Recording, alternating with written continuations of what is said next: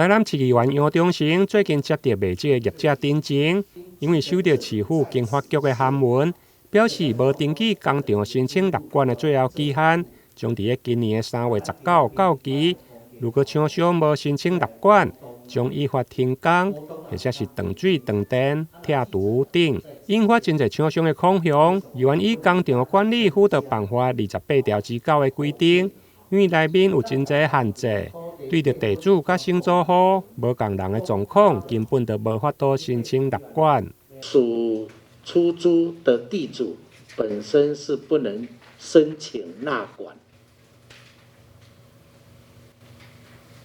所以，他拄我咧讲就是这个重点，就是讲我业主甲这个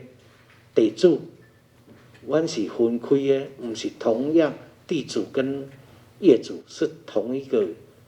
业主安尼啦吼。这个事业落去做了，你就是袂当随便变更到你的主体啦吼。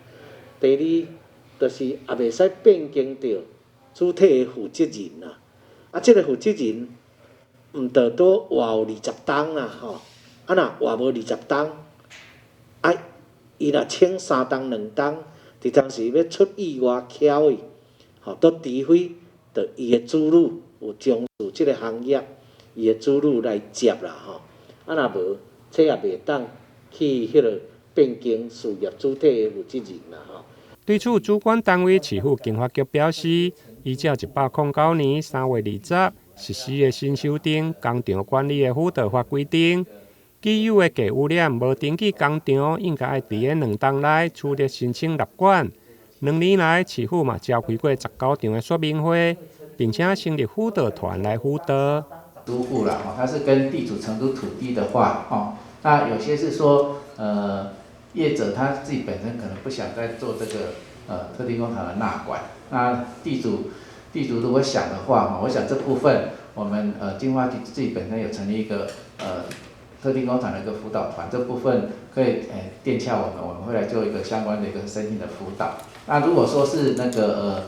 业者自己工厂业者自己想纳管，但是那个土地所有权人他这个可能还没有取他土地所有权的同意书，这也没有关系，他还是可以在期限内3月19号先来申请纳管，那等到他提出改善计划的时候，再取得土地所有权人的同意书，这样就可以了。议员表示，如果工厂甲地主共人是无问题，但如果承租户地主无愿意出证明，就无法度登记。目前全市大约还有1800多间的厂商无登记工厂的申请立管。对此，议员要求2月底进前应该加强辅导。另外，经发局嘛补充，如果资料无完备，嘛应该先提出申请，避免被拆除。等待改善阶段，地主愿意出同意书就会用的。台南新闻林根采访报道。